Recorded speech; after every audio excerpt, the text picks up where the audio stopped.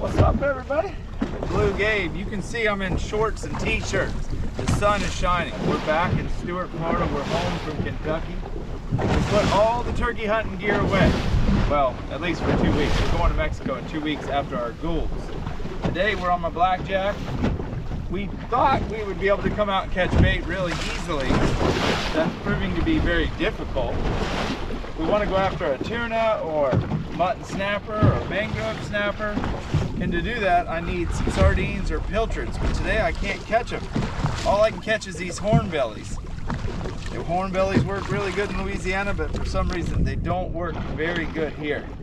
So I got an idea. I think I could take them, cut them up, go catch some grunts, anchor up, and hopefully go try to catch a big mutton. You can tell I'm looking at my GPS and my depth finder trying to mark these baits. There's such a little knot of them. So if this is all we can get, we're gonna take it.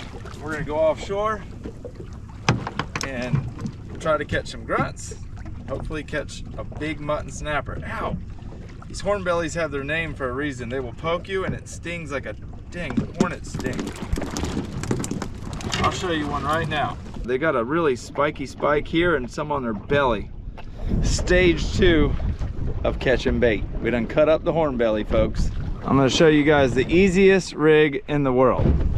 So we got 3-ounce lead, 3 circle hooks with 3 chunks of hornbelly. Drop it down and hang on. To the bottom. Are you glad it's hot out? Oh my goodness, this sunshine feels so good. I think we need to make one more trip out west to the cold. We can during elk season. No, you want it to be hot then, so they gotta come to the wallers.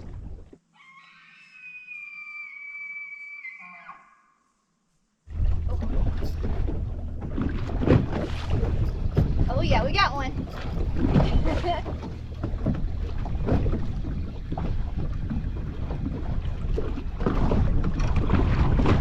That's what we're after. Swing him here. A tomtate grunt. He might not look like much, but mutton snappers love to eat them. Drop it back down. That's him, folks. He's going in the well. And we've caught now, right before she dropped, I dropped to see if anything was here. We got a lane snapper, which will be so good for ceviche. Fire it back down. Man, there's some fish here. Keep all of our bait too. We hadn't had to rebait one time yet. Sometimes when fishing, you got to make the best out of everything, because not every day is just load your box full of fish. Take a hornbelly, cut him up. Now, I personally have never used one live, so we might try that in a little while. I've just always heard they're bad. I knew they would work for cut bait though. They're fish and they're silver and they're shiny, so you know they're going to catch bait. I tell you what, there's not much meat on these hornbellies. It's pretty much all skin. That's all you need.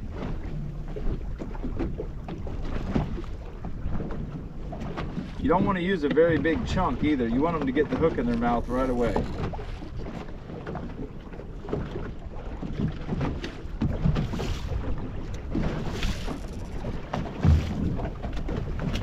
I'm almost certain a mutton would gobble that up right there. Real quick, I'll show you how we're anchored up right now. This is my power pole trolling motor called the Move. Now, like I said a minute ago, it doesn't look rough. It's not tremendously rough, but there is a really big groundswell, and when that big surge of water comes, it's trying to really push the boat hard inshore. That trolling motor's doing a good job keeping up with it.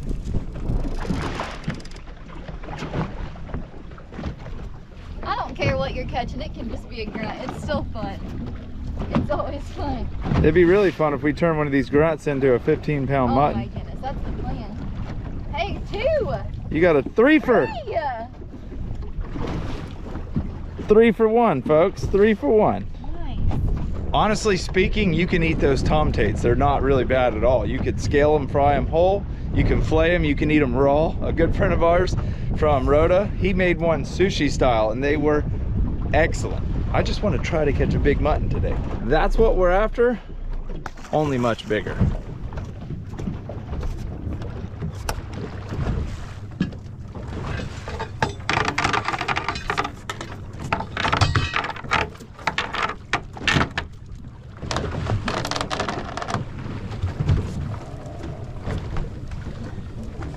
Now we love our spot lock, but mutton fishing, what we're fixing to start doing, we want to be super, super quiet. And the only way to do that is anchor up.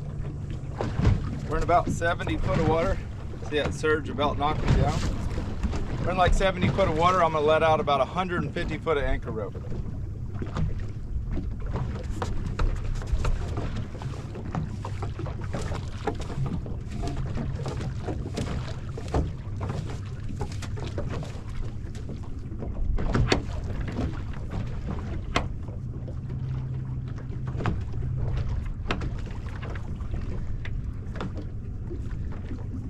And it's not spot lock, it's anchor mode. Would you be mad at me if I told you I ate all your Snickers?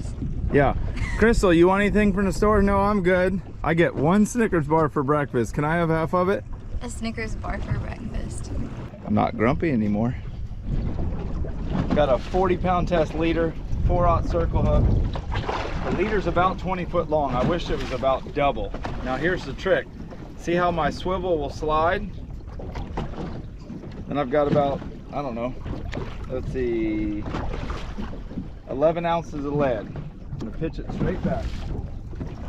Everything with muttons is real slow, real patiently. I mean, sometimes you go 30 minutes without a bite. You'll get a bite and then you'll get like 3 bites in a row. So this is a waiting game, but the reward can be rather nicely. When it's a surge like this, because you don't want your weight pounding the bottom, you can't put it in a rod holder. You got to sit here and hold it. Like right now, the boat's going way up. Then you got to lower your rod tip as you sink, because you don't want that weight. I can't express enough, you don't want it pounded. It's just a waiting game.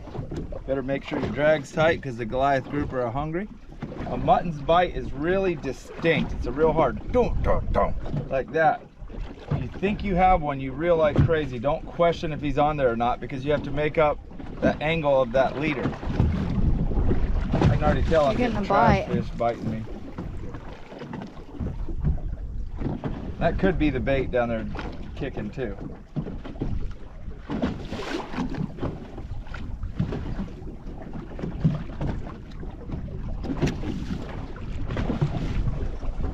It's like a fine line of you always want a little bit of slack in the line so your weight's not bouncing, but you also really need to feel if you have a bite too.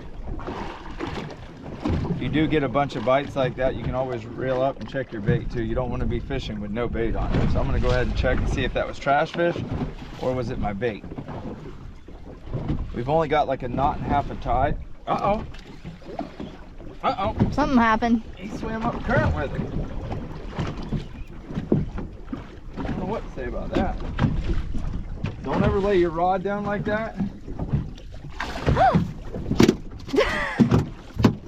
What the heck is a Baccaruda? And not even a normal one. I don't even know what kind this is. You scared me when you pulled that thing out of the water. Look at the teeth on that thing.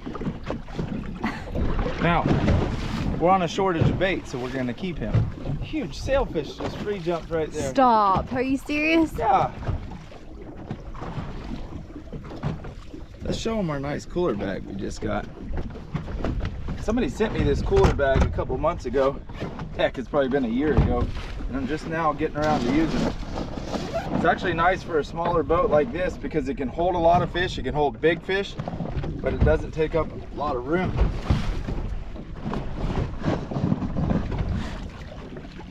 That was a weird bite. I don't know. He must have just stayed there and not swam off or anything. He spun my leader up, Dad. I know that.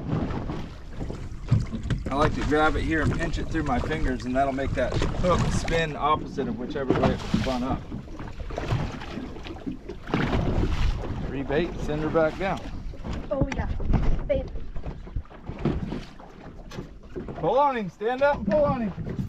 Okay.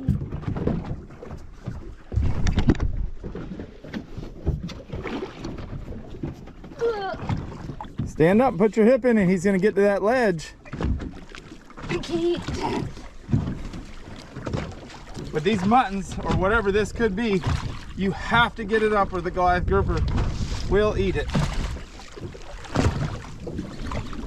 There ain't no ifs, ands, or buts about it. It's a mutton? I don't know. But if you don't get it up, the sharks or Goliaths will eat it. It doesn't feel like a mutton, it's digging hard.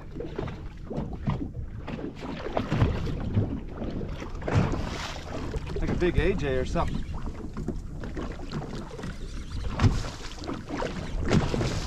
See how I'm not bending my back and I'm letting the rod do the work? Yeah. The mutton would have given up, I imagine. Oh, you're gonna be pissed, Krista. It's a big old mutton, ain't it? Monster. Big old mutton. Nice. Look how big he is. Oh my golly. Woo! He is huge. Yeah. Oh my goodness. Monster That's mutton. as big as the one on your wall. Oh my gosh. Look at Mr. Slab Daddy. Dang. He ate the hornbelly. On a hornbilly. I gotta take a moment, folks. I was over rigging my rod and just got it put in. Hey, sometimes you just gotta switch up. Rather than lose a fish if somebody's struggling, jump in and just take their rod. I'll be nice though, now you can have my rod, babe. Look at this fish. He is stinking huge. God. Babe, how hard did we fish last year to get you a mutton? Hard. That is a giant. I'm so heavy right now. I mean a giant. Not that I caught him, but that we caught him. I mean a big old biggin.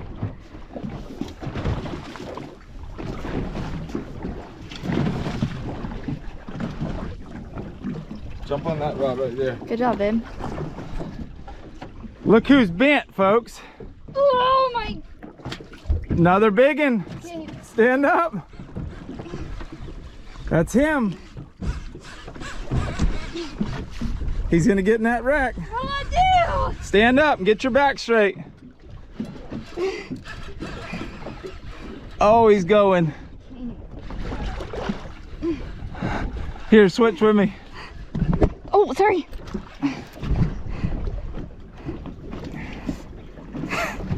I think this is either a shark or a Goliath. I think it's a Goliath.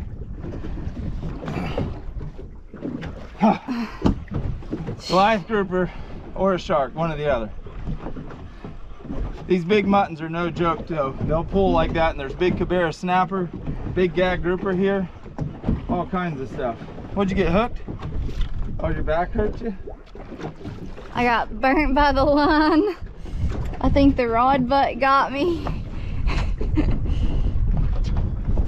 So I know from where I broke off that there's a ledge back there, not very far, and we're gonna have to really try our hardest to not let them get into it. I'm gonna drop this other rod down.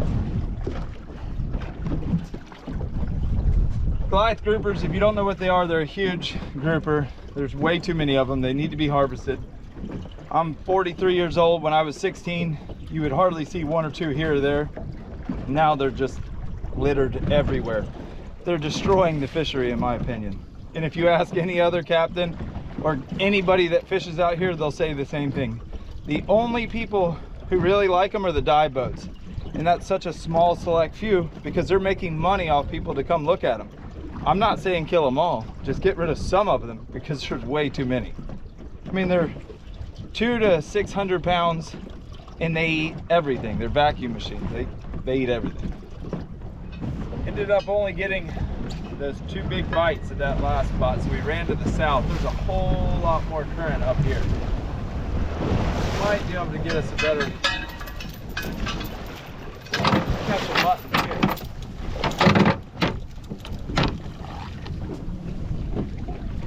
We just stopped for a second. She dropped down a chicken rig and there's a whole lot more tide. Probably 3 or 4 knots, which is honestly what you want for mutton fishing.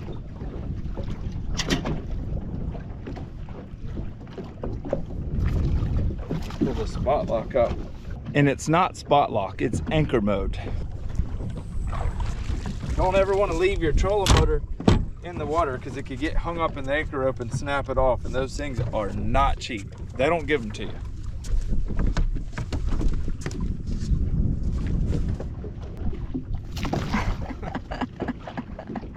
Are you ready to catch a mutton or what? Yeah.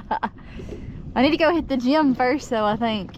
Yeah, you know how many people are probably like, why'd you take her rod from her? Folks, she was getting whooped. Them jokers pull. All right, let's see how long it takes you to get bit. Just drop it straight down. Straight down? Straight down. Call it when it hits the bottom. I don't even think it will. There's so much more tide here at this spot than there was the last. And you want a lot of tide for big muttons. It also helps fight them too, because it'll get like a piece of plywood planing up to the surface. Bottom. They're already eating it. Look at the end of a rod. Fish on? Fish on! It looks like we're moving, the current's going so fast. It is scream.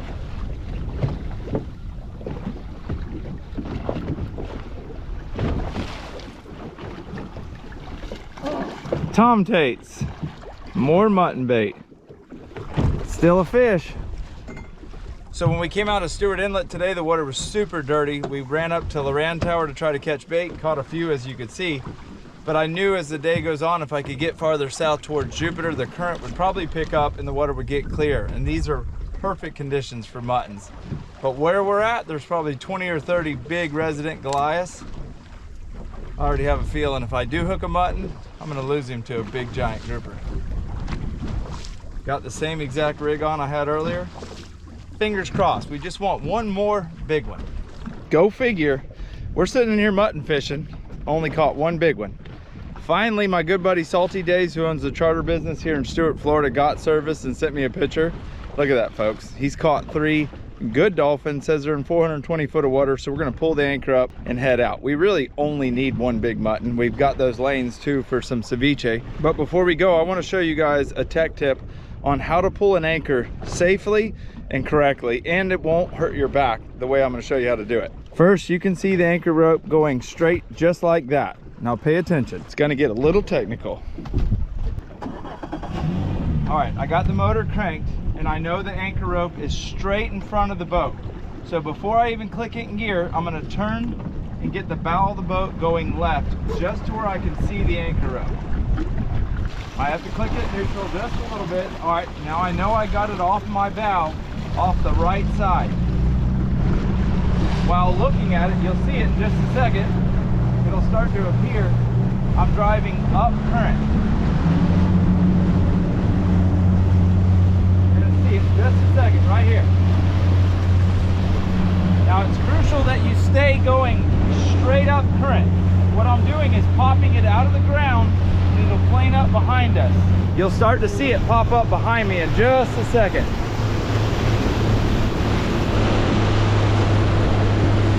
You want to keep it off the side of the boat just a little bit. Now I can give it a little bit of gas. Watch this.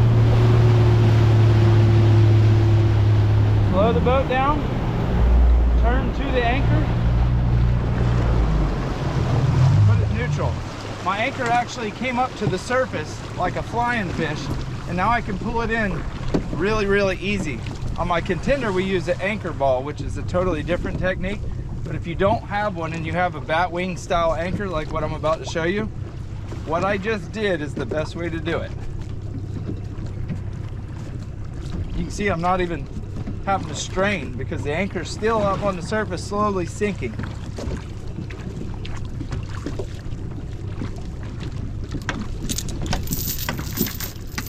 Look how easy that was. Now you can see when I went fast, it pulled it up like this, which brought it straight to the surface. This anchor doesn't sink super fast unless you have it pointed towards the bottom. That's the easiest way to pull the anchor. Now we've got about a 14-mile run offshore, and Crystal Beachy just took an hour nap.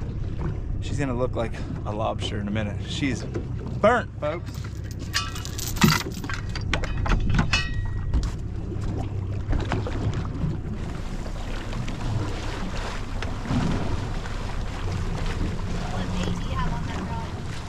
A blue runner.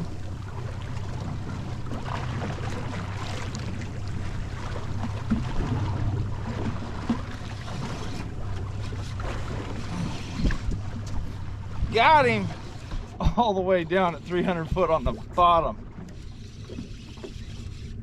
The sharks are bad out here too. This fish-trailed rod is so nice.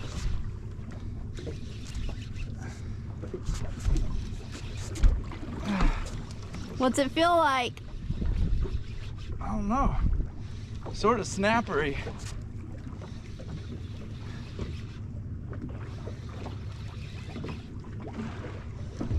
He feels a lot smaller now.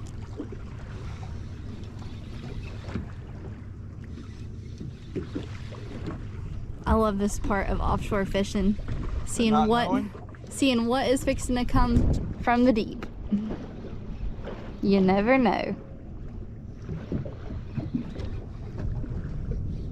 I can see color.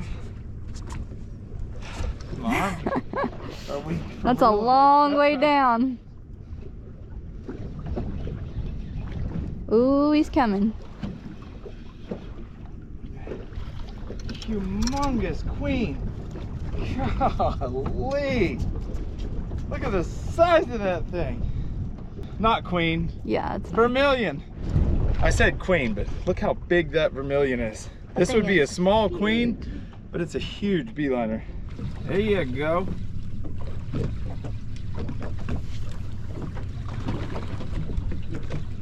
Right now that the LP would be nice, wouldn't it? at least the seaboard. Feel the burn. I looked in the boat this morning and noticed we didn't have an electric grill on the boat. So.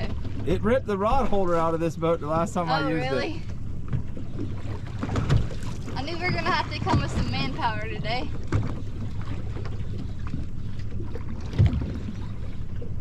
That is a long way down, ain't it?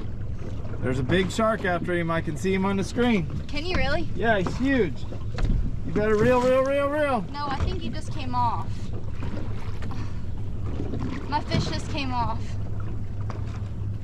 Are you serious? Yeah, a big old streak from the bottom. Right there? I told you he bit him off on the bottom hook. Yeah.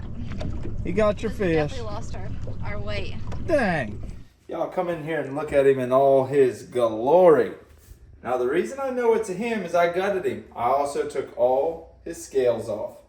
Now I'm going to show you how to clean him. I've got a meal plan for you guys. It's a lot more fancy than normal. We went out to our garden. We collected some fresh tomatoes, some lettuce, some okra, some green beans. We actually had to buy some more green beans because we don't have that many on the plants yet. But we do have some of our fresh green beans in store for you guys tonight. I'm going to show you how to break down this fish completely. We're going to use every ounce of him. The first thing we're going to start with is taking off these collars. Bust through those rib bones. Plop that out. I mean, just look at it. Would you look at it? This is the dark meat of the chicken right here. Now, this isn't my normal fillet knife. My Toyota's in the shop getting airbags put on it so I can pull the contender, which is also in the shop. That's why we were in the blackjack today. And all my knives are in my boat. Come in here and look how beautiful this meat is.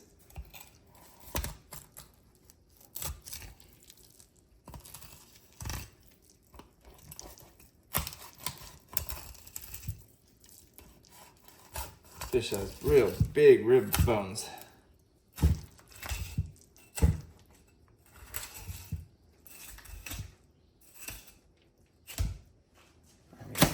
Bam! Nothing needed to be done other than cut some of the pin bones out. To take the pin bones out, just cut right down the center. A lot of it's by feel. You feel if you got the bones out. Got a couple right there. I'm gonna peel off a little bit of that.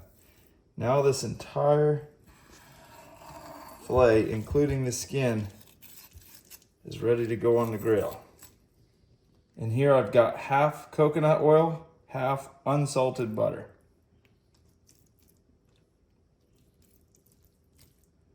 you've never cooked with coconut oil, it is a game changer. Fish skin is actually really good too. That's the reason I left it on. Normally I don't, but I was in the mood for it tonight.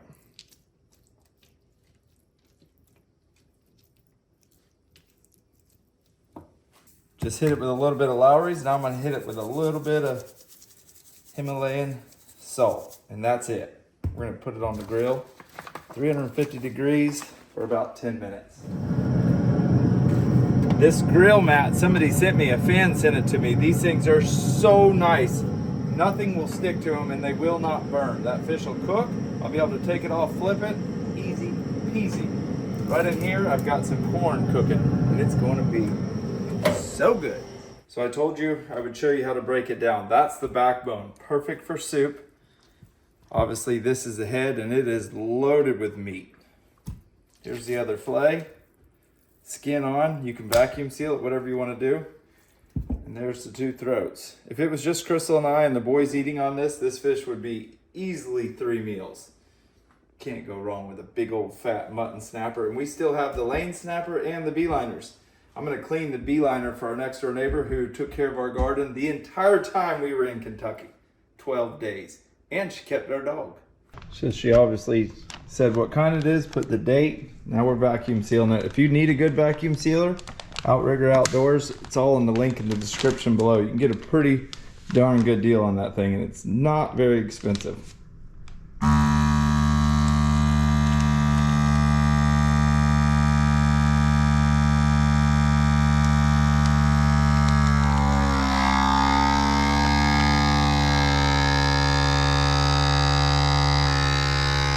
You can also weigh all of your food right there too. If you're doing meal preps or anything that you need to weigh, shouldn't be vacuum sealing any kind of powdery substance. Now we can take this on our next adventure.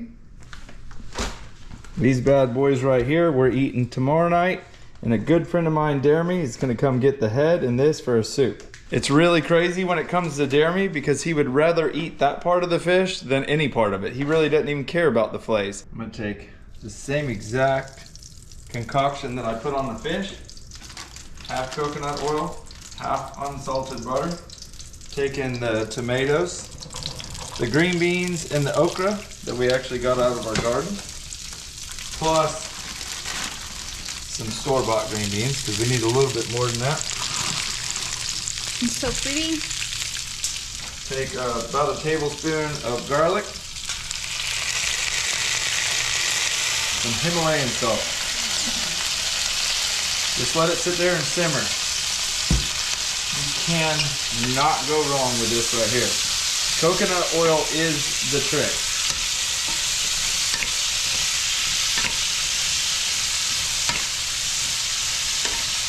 I wish you could just smell the aroma coming out of this pan. Yeah, it's that good. Woo-hoo. Fresh garlic toast. Oh man. Careful. Oh man, that corn is hot. Hot. Now the fish, if you're used to grill marks, won't get those on this mat. But what it will get is all this smoky flavor. And it will be by far some of the best fish you've ever had. Look at that. Would you just look at it? I let it sit there and just char right off the top.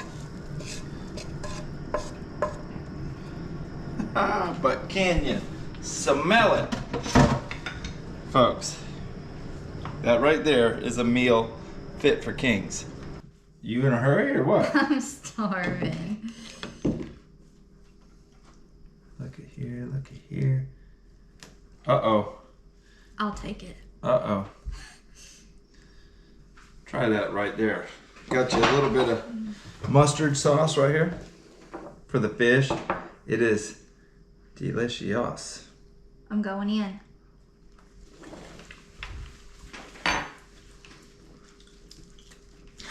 Try it with that mustard on there. Look at this right here. I love that smoker. Oh.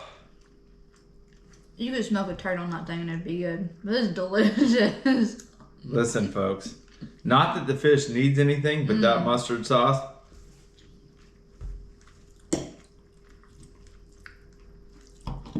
I know we went pretty abrupt from fishing to cooking, but hey, that's just how we roll.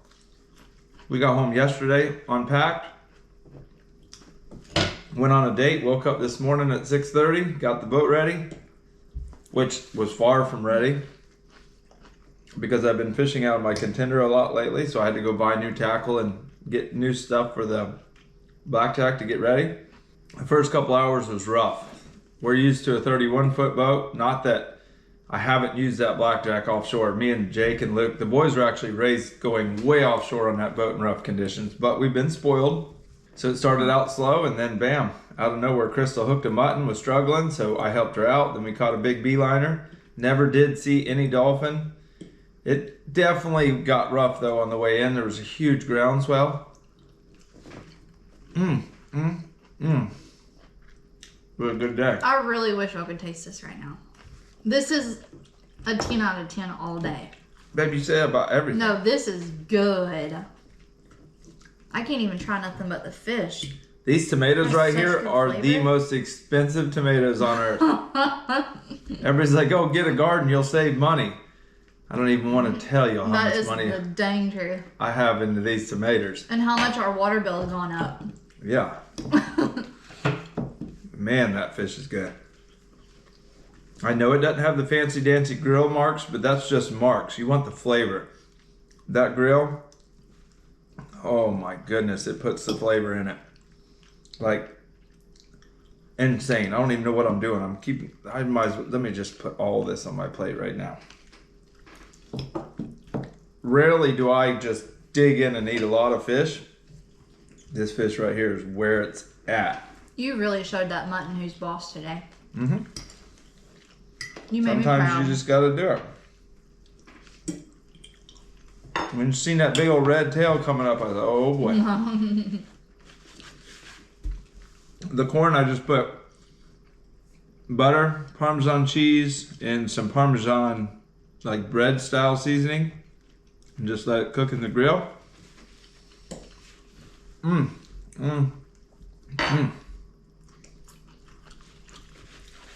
I think to make this video even funnier, we're going to show you all this new dessert that we've been seeing on TikTok and on Instagram.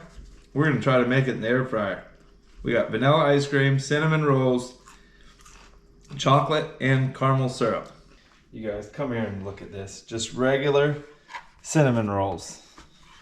Cut them in cubes. Now some of them you can roll up if you want. You don't have to. That's not the key part to the story. I did it just because it's easier. This is going to be so good, and you can do it with your kids. You can do it with anybody you want. Just drop them in the air fryer. Do as many as you want. We're going to start out with 2 cinnamon rolls. 325 degrees. 330 degrees on this air fryer for 2 minutes, and then flip them. Look right here. I've already got some made. We're gonna take just a little bit of the sauce that comes with them. Then we're gonna take cinnamon sugar. This is gonna be so good. Stir it all around. I know you're thinking, well, that's just like a cinnamon roll. No, it is not. Trust me, it's not. Now, just because we're videoing, I'm gonna go ahead and clean the spoon off. If not, Crystal and I would probably eat this whole bowl. Look here, folks. Look here. So much for that diet we were working on. Look here. When you do it in the air fryer, it's a totally different experience. A little bit of caramel, a little bit of chocolate. Now Crystal loves her some whipped cream. I'm not a huge fan of whipped cream, so I'm gonna give her a little dollop. Just a little bit, not too much. Crystal just asked me, do we not own ice cream scoop? Let me just, oh my God, the bite. Babe. I'm ready.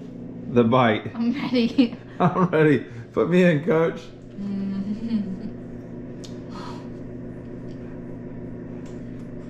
That's gonna put you to bed. That is good. You'll notice now about 2 minutes in, you'll just want to flip it. Use tongs though if you're doing it with kids because it is hot. I don't know what the air fryer does, but it does something that's absolutely amazing.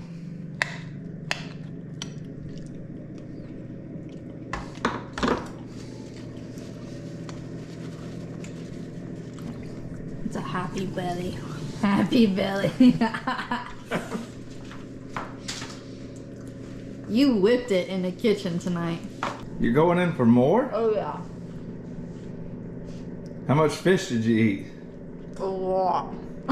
And almost all the green beans. The first meal we've had all day though. And it was 9 p.m. I actually had a Snickers bar, a Nestle Crunch, 2 Mountain Dews, and a Dr. Pepper. It's about right. But we fished all day, folks. All right, that's it. Tomorrow we're gonna start a new one and it's gonna be all weekend long. We're gonna like calm down. We're gonna focus and we're gonna lay down some good footage. We're gonna actually go fishing for snakeheads, not in the Everglades, but near the Everglades, top water. We're going to fish for some new fish. It's a new species that's really just been found and it's just becoming popular, and I haven't seen anybody that I know catch one yet. So good friend of mine, Johnny, Captain Johnny, he knows where they're at and we're going after them. I don't know if the boys will be with us or not. Hopefully they will. They might be doing something with their mom this weekend. I don't know. If not, they'll be with us next weekend. But that's it, folks. I'm tired. We've been at it all day. We've actually been at it for the last 2 years, 4 years, 4.5 years. I am thankful for each and every one of y'all though that have subscribed, that like all the videos, that comments. If you want, leave a comment below and tell me what kind of video you want to see next. If I can, I'll get to it. That's it though. We'll catch you in the next one.